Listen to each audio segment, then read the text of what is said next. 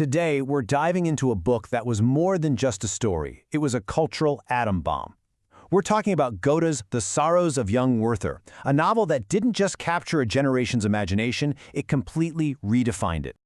Okay, so picture this. The year is 1774. A new book drops, and suddenly young men all over Europe start dressing like the main character. We're talking a blue coat, yellow vest, the whole look. But it gets a lot darker than a fashion trend. The book was so emotionally raw, so powerful, that it was blamed for a string of real-life copycat suicides. It was a phenomenon that actually got its own name, the Werther effect. So you have to ask, right, what on earth was in this book? What made this story so compelling, so relatable, and, for some, so incredibly dangerous? That's what we're going to unpack. To really get Werther, you first have to understand the world he crashed into. See, this wasn't just some new novel. It was the arrival of a whole new way of feeling, and with it, a brand new kind of hero. This book was a massive part of a movement in Germany called Sturm und Drang, which literally translates to storm and stress. And honestly, the name says it all. It was a full-on rebellion against the cool, calm, rational thinking of the Enlightenment. These artists were all about raw, unfiltered emotion and the power of individual experience. And out of this emotional storm walks our guy, Werther. Now, he's not your typical hero. He's not a brave warrior or a witty nobleman. He's something totally new, the sensitive, artistic, deeply tortured soul. He was the prototype for a character that we'd see again and again for centuries. So what's at the core of this whole thing? Well, it's a love story. But you can forget the hearts and flowers. This is about a love that acts more like a disease, one that consumes, obsesses, and ultimately destroys everything in its path. So here's the setup. Werther, our man of pure feeling, falls completely head over heels for a woman named Lot. Just one small problem. She's already engaged to a steady, sensible guy named Albert.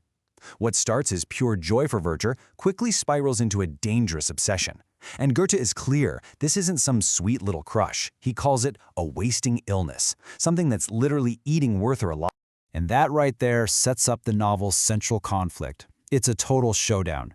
In one corner, you have Werther, the man of sensibility, who lives and breathes emotion. And in the other corner, you have Albert, the man of reason, who stands for logic, stability, and common sense. It's heart versus head on an epic scale. And through this clash, Goethe is asking a really tough question.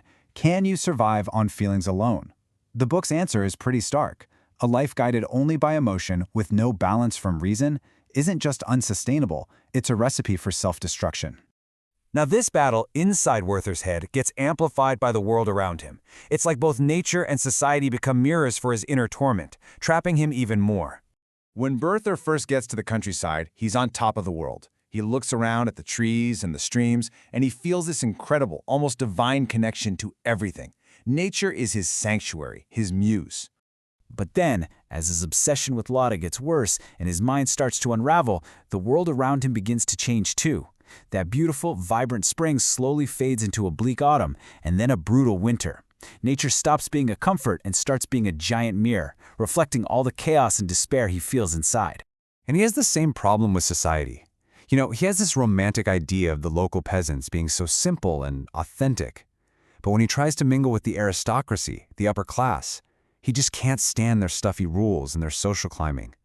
It all comes to a head when he's publicly humiliated and basically kicked out of a fancy party just for not being a nobleman. So here's the bottom line. Werther rejects the whole system. Getting a career, playing by the rules, settling down. To him, all of that feels like a prison for the soul. He is on a desperate search for total emotional freedom. But that search just leaves him more and more alone. And this profound loneliness, this feeling of being completely trapped by love, by society, by his own mind, it all leads Werther to think about the only escape he can see. And the book treats this not just as a tragedy, but as a deep philosophical problem. And this is the gut punch question at the heart of the novel. It really forces you to think, is suicide the ultimate act of weakness, of giving up? Or could it be seen as a final defiant claim to freedom from pain that's just become unbearable? Goethe doesn't give us an easy answer. Instead, he presents both sides of the argument through his characters. You've got Albert, the logical one, who says suicide is just flat out wrong, a moral failure. But then Werther argues back, passionately, that when a person's mental suffering becomes an illness, suicide can be a legitimate, even necessary release. So after all the drama, the pain, and the philosophy, what are we supposed to take away from The Sorrows of Young Werther? What's its lasting message? Well, even though you really feel for the guy, the book ends up being a powerful cautionary tale. It's a warning about the dangers of living so completely inside your own head, inside your own feelings, that you lose your grip on reality itself. And this is what makes the book so brilliant. It doesn't say feelings are bad. Not at all. It celebrates passion and emotional intensity. But at the same time, it shows you the potentially lethal consequences of not being able to find a balance, of letting your inner world completely disconnect from the real world outside.